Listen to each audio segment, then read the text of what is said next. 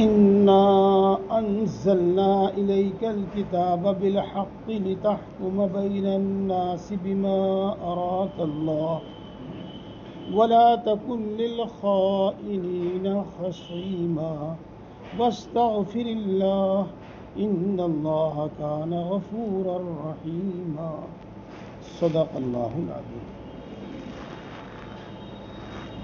محترم بزرگوں اور دوستو، جیسا کہ آپ کو معلوم ہے کہ قرآن پاک 23 سال میں تھوڑا تھوڑا نازل ہوا۔ جب کوئی واقعہ پیش آتا تھا تو اس سے متعلق نصیحتیں اور احکام اللہ رب العزت نازل فرما دیا کرتے تھے۔ اس طرح کے واقعے کو اس آیت کا شان نزول کہا جاتا ہے۔ امید ہے بہت دنوں سے آپ یہ لفظ سن رہے ہیں، اب آپ کے یاد ہو گیا ہوگا شان نزول، اس آیت کے نازل ہونے کا واقعہ، یہ مطلب ہوتا ہے شان نزول کا۔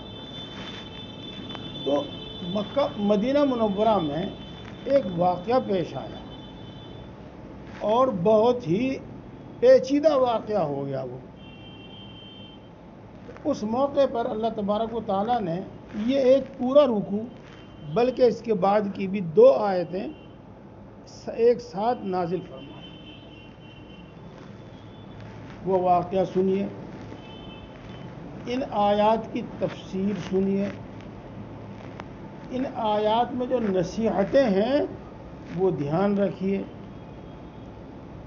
آپ کو ایسا معلوم ہوگا جیسا کہ یہ آج ہی اللہ رب العزت نے ہمارے حالات کو دیکھ کر یہ آیتیں نازل فرمائی، ایسا معلوم ہوگا۔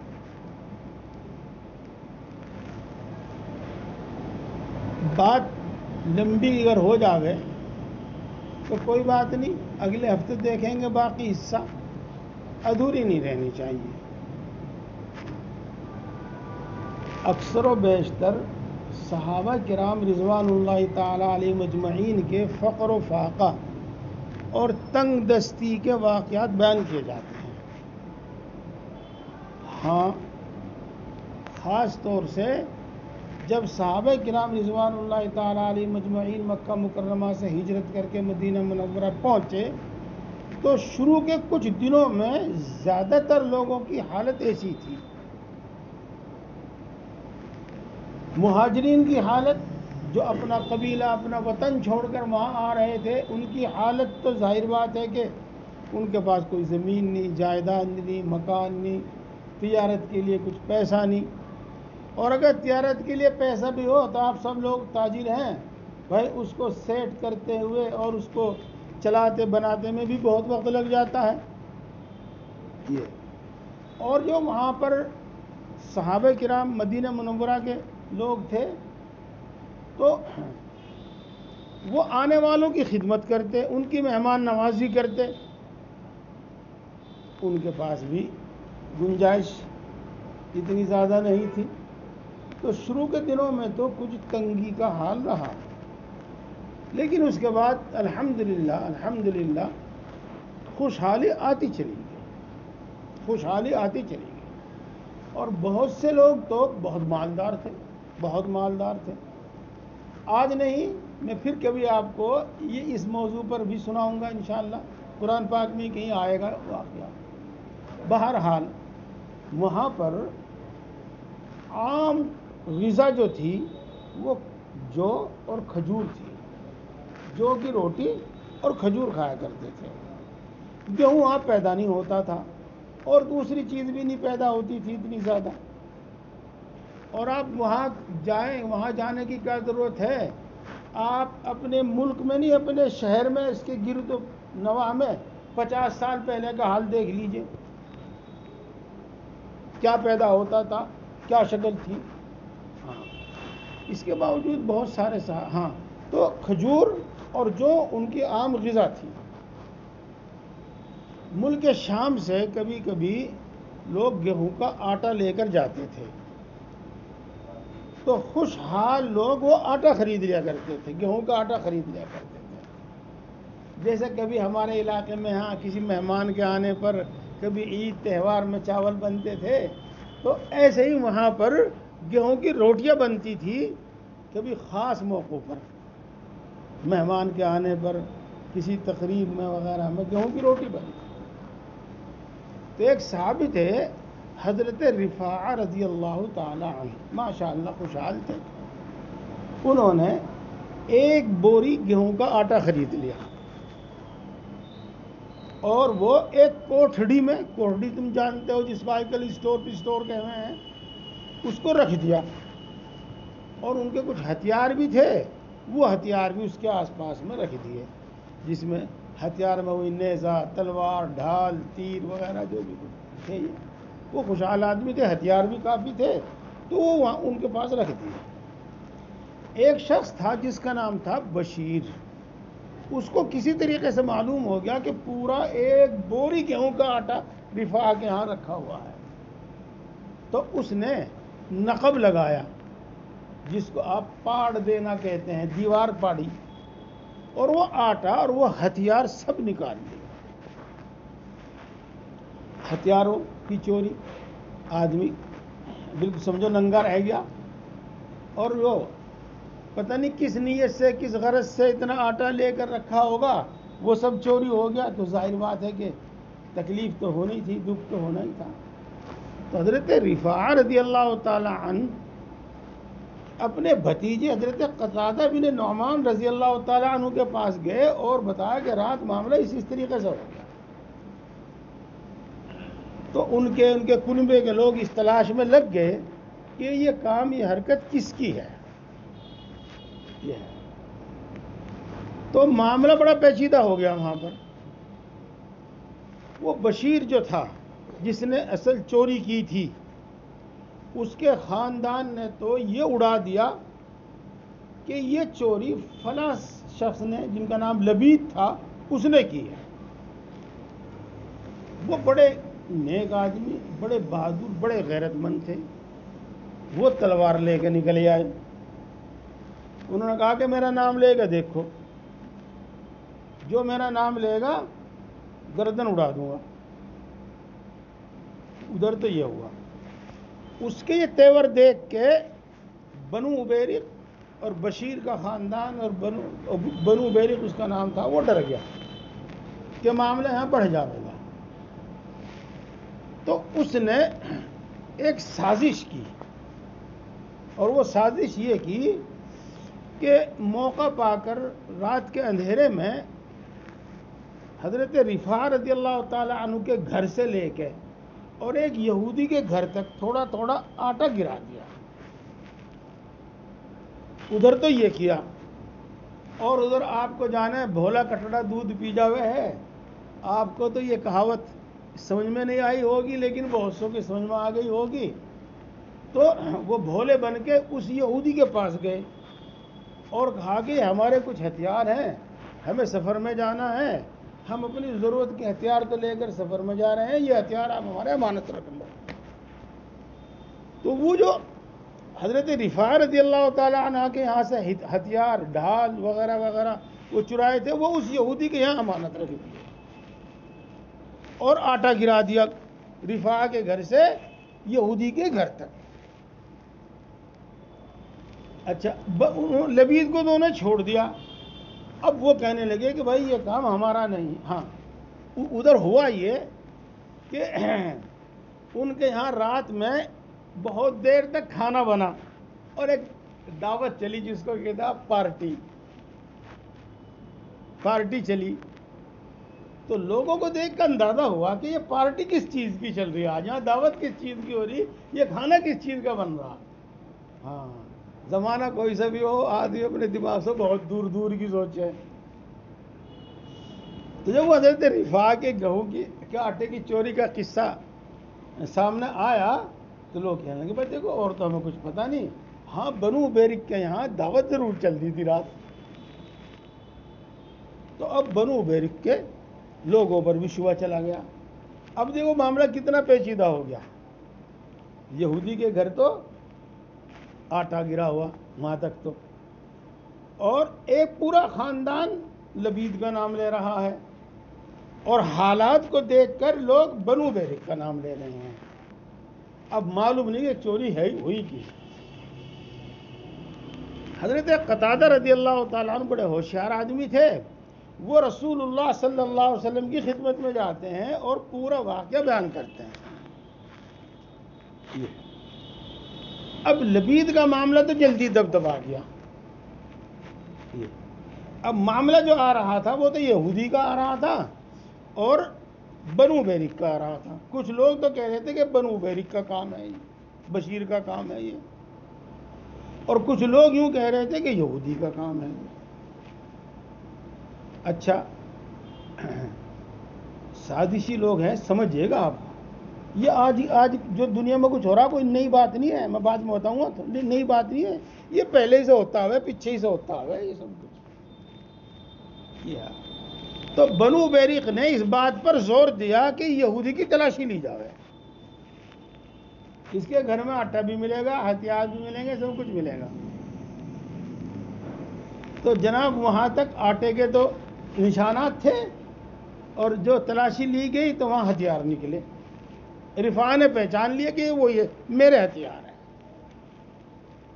اب بتاؤ یہودی کے ملزم ہونے کے اور کیا ثبوت چاہیے؟ تمام ثبوت مل گئے. چوری کا مال برآمد ہو گیا اور آٹے کے نشانات وہاں تک موجود ہیں. لیکن جن کی چوری ہوئی تھی یعنی حضرت رفاع، حضرت قتادہ، یہ یہودی پر کے چور ہونے پر مطمئن نہیں تھے. یہ یہی دعویٰ کر رہے تھے کہ یہ کام بنو بیرق کا ہے.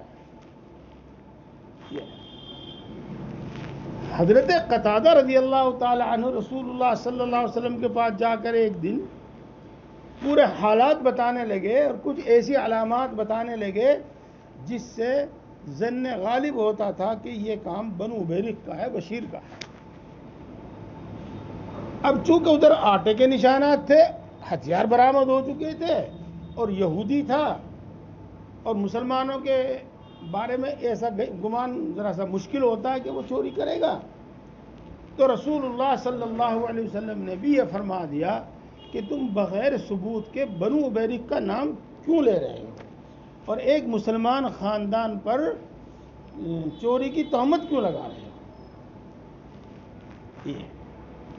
تو رسول اللہ صلی اللہ علیہ وسلم کی زبان مبارک سے سن کر حضرت قتادہ، حضرت رفاع دونوں ہی بہت رنجیدہ ہوئے اور انہوں نے اپنے مال کی چوری کا ذکر ہی بند کر دیا. رسول اللہ صلی اللہ علیہ وسلم کے پاس کوئی دعویٰ نہیں، کوئی مقدمہ نہیں، بس اپنا خاموش ہو کے بیٹھ گئے. تو سمجھو بنو بیرق کا بھی نام نکل گیا رسول اللہ صلی اللہ علیہ وسلم کے فرمانے سے اور لبید کا بھی نام نکل گیا. اب رہ گیا وہ یہودی جس کے سب ثبوت برآمد ہو چکے تھے. رسول اللہ صلی اللہ علیہ وسلم نے بھی ارادہ فرمایا کہ اس یہودی سے باز پرس کی جاوے، پوچھ تاچھ کی جاوے اور جو ذرائع ہوتے ہیں وہ استعمال کر کے چوری کو ثابت کیا جاوے. یہ تو معاملہ اس طرح پیچیدہ ہو گیا. حقیقت حال کچھ تھی اور ظاہری حالت کچھ اور تھی. تو اس موقع پر اللہ تبارک و تعالیٰ نے یہ پورا رکوع اور اس کے بعد کی 2 آیتیں نازل فرما. دوستو یہاں میں ایک بات آگے چلنے سے پہلے ضروری سمجھتا ہوں آپ کے سامنے پیش کروں.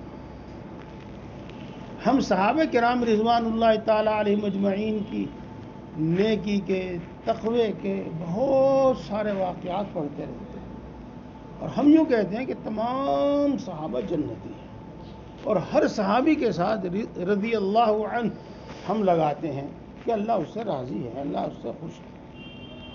اس طرح کا واقعہ سن کر ہمارے دلوں میں بات پیدا ہوتی ہے کہ نہیں سب صحابہ نہیں تھے بھائی، صحابہ میں کچھ ایسے ویسے بھی تھے اور بعض بدتمیز اور بد زبان لوگ یہ کہنے لگتے ہیں اور صحابہ پر قسم قسم کی تہمتیں لگانے لگتے ہیں. یہ تو پرانے تو بہت لوگ ہیں، نئے لوگوں میں آپ نے سلمان ندوی کا نام سنا ہوگا آج کل. اچھا بھائی، اس طرح کے واقعات ہم لوگ بھی سن لیں تو ہمارے دل میں بھی بات آ جائے کہ ہاں بھائی سلمان ندوی صحیح کہتا ہے، ہاں بھائی مودودی لوگ صحیح کہتے ہیں، ہاں بھائی غیر مقلد لوگ صحیح کہتے ہیں. تو دیکھو دوستو، یہ آدھی ادھوری باتیں ہیں. ابھی آپ احادیث میں جو آیا ہے وہ پورا واقعہ سن لیں تھوڑا سا. یہ آیات نازل ہوئی اور رسول اللہ صلی اللہ علیہ وسلم کو معلوم ہو گیا کہ یہودی چور نہیں ہے بلکہ بنو بریق چور ہیں. تو آپ نے اس کی تفتیش جب شروع کی تو وہ جو بشیر تھا وہ مدینے سے بھاگ گیا، مدینے سے بھاگ گیا. جب اس کے بارے میں اور جانکاری ملی تو معلوم یہ ہوا کہ یہ رسول اللہ صلی اللہ علیہ وسلم اور صحابہ کرام رضوان اللہ تعالی علیہ مجمعین کی شان میں بڑے گندے اشعار لکھتا تھا، شعر لکھتا تھا اور کسی اور کے نام سے ان کو شائع کرتا تھا. سن رہے بات آپ؟ اس زمانے کی میڈیا کی بات ہے یہ. اس زمانے کے میڈیا کو خود سمجھ لیو.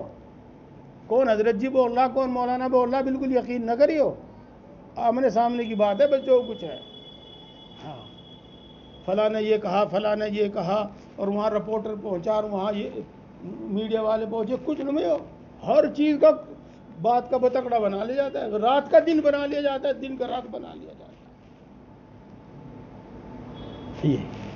تو یہ شخص معلوم یہ ہوگا کہ منافق تھا. تو اس کا مدینہ منورہ بھاگنا یہ اس کا ثبوت تھا کہ یہ منافق تھا. ورنہ صحابہ کرام رضوان اللہ تعالی علیہ مجمعین سے اگر کوئی غلطی گستاخی ہو گئی، انہوں نے تو اپنے آپ کو اللہ کے رسول صلی اللہ علیہ وسلم صاحب نے پیش کر دیا کہ جو سزا ہو دیجئے، جو سزا ہو آپ دیجئے گا. یہ ہوا جناب. اچھا، وہاں پر وہ پہنچا، مکہ پہنچا تو اپنے دوست کے یہاں کسی کے یہاں رہنے لگا. وہاں دیکھو وہ کہا کرے چور چوری سے باز آ جاوے تو ہیرا پھیری سے باز آتا نہیں. وہاں اس کی کچھ ایسی حرکتیں سامنے آئی اور ان کو مدینے کا حال بھی معلوم ہوا تو انہوں نے اس کو اپنے گھر سے نکال دیا. وہ وہاں سے چلا گیا. اب اس نے مستقل چوری کا پیشہ اختیار کر لیا. ایک دن اور کہیں دیوار میں نقب لگا رہا تھا، وہ دیوار اس کے اوپر گری اور وہیں مرا. تو دیکھو بات دراصل یہ ہے کہ یہ جو جتنے بھی واقعات ہیں یہ سب واقعات منافقین کے ہیں. مخلص صحابہ واقعی ایسے ہی ہیں جیسا ہمارا عقیدہ ہے کہ اللہ ان سے سب سے خوش ہے اور وہ سب جنتی ہیں. یہ بھی بات ہوگی. یہاں ایک دوسری بات اور جو کچھ دن پہلے اور آئی تھی. سنی سنائی بات کا یقین نہ کرو، بلکہ ہر بات کی تحقیق تک جاؤ، تہ تک جاؤ، اور پھر بھی زبان کنٹرول میں رکھو، احتیاط سے بولو. پھر بھی احتیاط سے بولو. صرف سنی سنائی بات کو کہہ دینا یہ بڑا جرم ہے. حدیث پاک میں آیا ہے کہ انسان کے جھوٹا ہونے کے واسطے اتنا کافی ہے کہ وہ جو دوسروں سے سنا آگے جا کے بتا دے، جو دوسروں سے سنے، جو ادھر سے سنا آگے جا کے بیان کر دے. جھوٹا ہونے کے لیے اتنی بات کافی ہے، اس کے لیے کوئی دوسرے ثبوت کی ضرورت نہیں. یہ ہے. اسی طریقے سے چاہے وہ اپنے گھر کے لوگ ہوں، چاہے پڑوس کے لوگ ہوں، چاہے رشتہ دار ہو، چاہے دوست ہو، ان میں جو چال باز لوگ ہوتے ہیں وہ اس سے مل، اس سے مل، اس سے مل، اس سے مل، اس سے مل، اس کو اپنے ساتھ کر، اس کو اپنے ساتھ کر، ایسا ماحول بنا دیتے ہیں کہ بات کہیں سے کہیں پہنچ جاتی ہے اور کچھ کا کچھ دکھائی دینے لگتا ہے. یہ اور سمجھیے گا آپ، اور سمجھیے گا آپ. بھائی ہمارے حاجی حاجوی کسی کا کوئی مطلب نہیں، اپنے کرنا کھانے سے مطلب ہے، تو یہ کسی کا ساتھ کیوں دیں گے خام خائی؟ اور یہ بھی چور اور وہ بھی چور اور وہ بھی چور اور وہ بھی چور. یہ چوری کرے تو یہ سارے اس کا ساتھ دیں اور وہ کرے تو یہ سارے اس کا ساتھ دیں. یہ عام بات ہے، یہ عام بات ہے. اسی واسطے آپ کو حق اور انصاف کے والا کی بات اکیلا کھڑا ملے گا، اور جھوٹے اور برے لوگ، ظالم لوگ، ان کے ساتھ ایک جتھا ملے گا۔ یہ پرانے زمانے سے آج تک کی بات ہے۔ تو بہرحال اس طرح کے معاملات میں آدمی کو بہت احتیاط برتنی چاہیے، کوئی فیصلہ کرنے میں بھی، اگر اپنے پاس کوئی فیصلہ آوے، اور بھی عام طور پر اس سلسلے میں بات کرنے میں بھی۔ اب آپ سنیے، اِنَّا أَنزَلْنَا إِلَيْكَ الْكِتَابَ بِالْحَقِّ، اے اللہ کے رسول صلی اللہ علیہ وسلم، ہم نے آپ پر صحیح کتاب نازل کر دی ہے، حق کے مطابق، بالکل حق اور سچ کتاب نازل کر دی ہے۔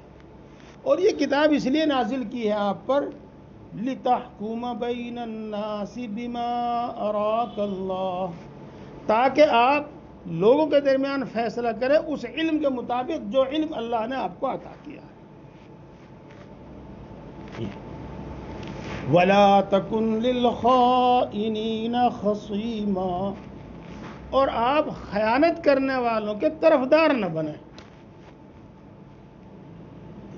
دیکھو، رسول اللہ صلی اللہ علیہ وسلم کو بھی مسلسل روایت سے، مسلسل بات سے کچھ اس طرح کا گمان ہو چلا تھا کہ یہودی چور ہیں، اور کچھ اس طرح کا گمان ہو چلا تھا کہ ابن ابیرق، وہ خاندان جو ہے اس پر تہمت لگائی جا رہی ہے۔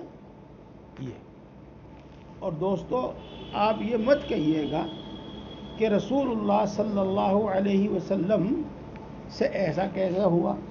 ہاں، نہیں، انسان ہونے کے ناطے بعض باتوں میں آپ صلی اللہ علیہ وسلم کو اس طرح کا اشتباہ ہو جاتا تھا، لیکن اللہ تبارک و تعالی آیت نازل فرما کر، قرآن پاک نازل فرما کر صحیح بات آپ کے سامنے رکھ دیتا تھا۔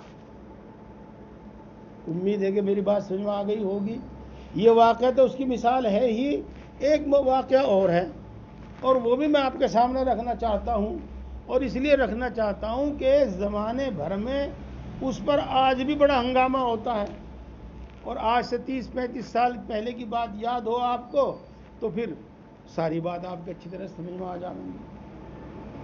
ایک مرتبہ حضرت عائشہ رضی اللہ تعالی عنہا رسول اللہ صلی اللہ علیہ وسلم کے ساتھ سفر میں تھی۔ عام اعلان ہو گیا کہ قافلہ چلے گا، روانہ ہوگا قافلہ، لوگ اپنی ضرورتوں سے فارغ ہو گئے، عام اعلان ہو گیا۔ پھر جب قافلہ چلے گا تو نقارہ بجے گا، گھنٹہ بجے گا، اور پھر سب لوگ اپنا چل دیں گے۔ حضرت عائشہ رضی اللہ تعالی عنہا بھی اپنی ضرورت سے فارغ ہونے کے لیے ایک جگہ گئی، تو وہاں ایک جھاڑی میں، ظاہر بات ہے کہ آدمی پردے میں ہی یہ کام کرتا ہے، وہ جھاڑی میں ان کا ہار اٹک کر ٹوٹ گیا، تو ان کو استنجے سے فارغ ہونے میں اور پھر اس کے ساتھ وہ موتی چگنے میں بہت دیر لگ گئی۔ جب وہ وہاں سے چل کر پڑاؤ کی جگہ آئی تو وہاں سے قافلہ جا چکا تھا، قافلہ جا چکا تھا۔ یہ ہوا، ایک بوڑھے صحابی تھے، انہوں نے دیکھا کہ ہودج، جو اونٹ پر رکھا جاتا تھا جس میں سواری بیٹھتی تھی، وہ تیار ہے، تو انہوں نے اٹھا کر اونٹ پر رکھ دیا۔ حضرت عائشہ رضی اللہ تعالی عنہا کی عمر بڑی کم تھی، تو یہ بھی محسوس نہیں ہوا کہ اس میں ہے کوئی یا نہیں ہے، یہ ہے، اور وہ اونٹ کی نکیل پڑ کر چلے جا رہے ہیں۔ حضرت عائشہ رضی اللہ تعالی عنہ بہت زیادہ سمجھدار تھی، تو انہوں نے کہا کہ میرا یہاں سے جانا چلنا خطرے سے خالی، میں یہیں بیٹھ جاؤں، جب ان کو معلوم ہوگا تو وہ تلاش کرتے کرتے یہاں ضرور آئیں گے، یہ ہوگا۔ تو وہ وہیں بیٹھ گئی پردے میں۔ اور جب بہت وقت ہو گیا تو وہ چادر اوڑھ کر وہیں لیٹ گئی۔ قافلے کے پیچھے کچھ لوگ ہوتے تھے اور قافلے کے آگے بھی کچھ لوگ چلتے تھے۔ قافلے کے پیچھے جو لوگ چلتے تھے وہ اسی غرض سے چلتے تھے کہ کسی کی اونٹنی کو کچھ ہو جاوے، کسی کا کوئی سامان گر جاوے، کسی کو کوئی عذر پیش آ جاوے تو ان کو مدد کریں۔ تو پیچھے سے ایک بڑے بوڑھے بڑے نیک صحابی آ رہے تھے اسی کام کے واسطے جو متعین تھے، تو انہوں نے دیکھا کہ خاتون یہاں پڑی ہوئی ہیں، انہوں نے کچھ کہا تو حضرت عائشہ رضی اللہ تعالیٰ عنہ اٹھ کر بیٹھ گئی، اور جب اٹھ کر بیٹھ گئی تو انہوں نے پہچان لیا کہ عائشہ ہے۔ حضرت عائشہ رضی اللہ تعالیٰ عنہ فرماتی ہیں کہ انہوں نے میرے ساتھ کوئی گفتگو نہیں کی، کوئی بات نہیں کی، بس اتنا کیا کہ میرے پاس لا کے اپنا اونٹ بٹھا دیا، اور میں نے بھی ان سے کوئی بات نہیں کی، میں اٹھ کر اونٹ پہ بیٹھ گئی۔ اب چلا قافلہ، اب آپ سمجھ گئے ہوں گے کہ اتنا وقفہ ہو گیا، وہاں بھی معلوم ہو گیا کہ ہودج میں عائشہ نہیں ہے، تو وہاں بھی منافقین نے نامعلوم کیا باتیں اڑانی شروع کر دی، اور مدینہ منورہ میں اس کا عام چرچا ہو گیا، رسول اللہ صلی اللہ علیہ وسلم کو پتہ بھی نہیں، حضرت عائشہ کو پتہ بھی نہیں، اور وہ جو صحابی تھے اونٹ پر، وہ بوڑھے صحابی، انہی کے ساتھ زنا کی تہمت لگا دی، زنا کی تہمت لگا دی۔ خیر، جب معاملہ سامنے آیا تو رسول اللہ صلی اللہ علیہ وسلم نے پوچھ تاچھ کی، تو ہر ایک نے حضرت عائشہ رضی اللہ تعالیٰ عنہ کی صفائی کی، ہر ایک نے حضرت عائشہ رضی اللہ تعالیٰ عنہ کی صفائی کی۔ لیکن ایک یاد رکھیے گا، جس کو کہتے ہیں نا پروپیگنڈا، یہ بڑی خطرناک چیز ہے۔ مدینے میں پروپیگنڈا بند نہیں ہوا، جو منافقین کر رہے تھے، اور میں نے آپ کہا تھا کہ بھولے بھالے مسلمان بھی شریک ہو لیتے ہیں۔ تو اللہ تبارک و تعالیٰ نے ایک پورا رکوع نازل فرما دیا، 18ویں پارے میں ہے، سورہ نور میں پورا ایک رکوع نازل فرما دیا۔ ان الذين جاءوا بالافك عصبة منكم لا تحسبوه شرا لكم بل هو خير لكم، تم میں سے کچھ لوگوں نے حضرت عائشہ پر جو بہتان کا ارتکاب کیا، تم اس کو اپنے حق میں برا نہ سمجھو، اس میں بھی تمہارے واسطے خیر ہے۔ غرض یہ پورا رکوع نازل ہوا، اور اللہ تبارک و تعالیٰ نے بتایا کہ فلاں فلاں فلاں فلاں آدمی جو ہیں انہوں نے تہمت لگائی ہے عائشہ پر، یہ اور تہمت کی سزا ہے 80 کوڑے۔ تو پھر رسول اللہ صلی اللہ علیہ وسلم نے ان پر 80 تہمت کی سزا، ان کو سزا لگائی۔ دیکھو کچھ معاملات ایسے جن میں رسول اللہ صلی اللہ علیہ وسلم کو کچھ بعد میں اطلاع دی جاتی تھی، تو یہاں پر بھی ایسا نہیں، بلکہ آپ صلی اللہ علیہ وسلم کو بعد میں اطلاع دے دی گئی۔ یہ بھی بات ہو گئی۔ اب میں ایک علمی بات بتاتا ہوں، چھوٹا سا جملہ، آپ میں بھی ماشاءاللہ سمجھدار لوگ ہیں، وہ سمجھ جائیں گے، اور علماء تو سمجھ ہی جائیں گے۔ انبیاء کرام علیہ السلام سے بھی غلطی ہو سکتی ہے، اس کو کہتے ہیں اجتہادی غلطی، لیکن اللہ تبارک و تعالیٰ گناہ تک نوبت نہیں پہنچتی، گناہ تک نوبت نہیں پہنچتی، لیکن غلطی ہو سکتی ہے، اجتہادی غلطی کہتے ہیں کہ اللہ تبارک و تعالیٰ فوراً اس کی اصلاح کرتا ہے، فوراً اس کی اصلاح کرتا ہے۔ اور نیک بندوں سے بھی غلطی ہو سکتی ہے، اور اکثر و بیشتر اللہ تبارک و تعالیٰ کسی نہ بھی کسی ذریعے سے ان کو بھی ان کی غلطی پر متنبہ کرتا ہے، اور ان کے اندر تقوی کی صفت ایسی ہوتی ہے کہ اپنی غلطی کا احساس ہوتے ہی وہ توبہ کرتے ہیں۔ اس لیے اللہ تبارک و تعالیٰ انبیاء کرام کو تو معصوم رکھتا ہی ہے، لیکن جو متقی اور نیک لوگ ہوتے ہیں اللہ ان کی بھی حفاظت کرتا ہے، ان کو بھی محفوظ رکھتا ہے۔ اس لیے اللہ تبارک و تعالیٰ ارشاد فرماتے ہیں کہ آپ خیانت کرنے والوں کا حمایتی مت بنیے گا، یہ بھی بات ہوگی. میں نے عرض کر دیا تھا کہ کوئی بات نہیں، اگر اس میں کا کچھ حصہ رہے گا تو اگلے ہفتے، اور آج تو پورا ہونے ہی کا نہیں. یہاں چور ایک تھا، خیانت کرنے والا ایک تھا، لیکن خائنین یہ جمع کا صیغہ ہے، یعنی بہت سارے لوگ، ایک نہیں بلکہ 5 7 10، بہت سارے لوگ. تو چور تو ایک تھا، خیانت کرنے والا تو ایک تھا، اور یہاں یہ کہا گیا کہ چوروں کی آپ حمایت نہ کریں، خیانت کرنے والوں کی آپ حمایت نہ کریں. تو دیکھو دوستو، یہ قرآن پاک کا، شریعت کا اصول ہے. چور تو ایک تھا لیکن اس کے حمایتی 10 تھے، وہی اس کو اس کی چوری کی سزا سے بچا رہے تھے.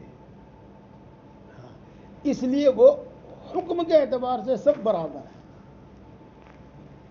لہذا اس سے آپ یہ نصیحت حاصل کریے گا، اگر آپ کسی چور کی حمایت کرتے ہیں تو آپ بھی چور، اگر آپ کسی جھوٹے کی، ظالم کی حمایت کرتے ہیں تو آپ بھی جھوٹے، آپ بھی ظالم. اگر آپ کسی جس نے طلاق دے کر پھر رکھ لی ہے اس کی حمایت کرتے ہیں تو آپ بھی زنا کے گناہ گار. اگر کسی شخص نے 3 طلاق دی ہے اور خام خواہ ہم حمایت میں کہتے ہیں جی اس نے تو 2 مرتبہ کہا ہے، اس نے تو 1 مرتبہ کہا ہے، اور پھر وہ اس حرام لگائی کو اپنے ساتھ رکھتا ہے، تو جتنے بھی اس کے حمایتی سب گناہ گار. یہ قرآن پاک کا اصول ہے، شریعت کا اصول ہے. اس واسطے جیسے آدمی خود بچے گناہ سے، برائی سے، ایسے ہی بروں کی حمایت سے بھی بچے، چاہے کوئی ہو، میرا بھائی کیوں نہ ہو. وَاسْتَغْفِرِ اللَّهِ، اللہ سے معافی مانگی. اِنَّ اللَّهَ كَانَ غَفُورًا رَحِيمًا، بے شک اللہ تبارک و تعالیٰ بہت بخشنے والا ہے اور رحم فرمانے والا ہے. بس دوستو، وقت ہو گیا ہے، آگے انشاءاللہ اگلے ہفتے. زیادہ تر باتیں آج ہو ہی گئی ہیں، اگلے ہفتے میں تو ترجمہ ہی ہوگا.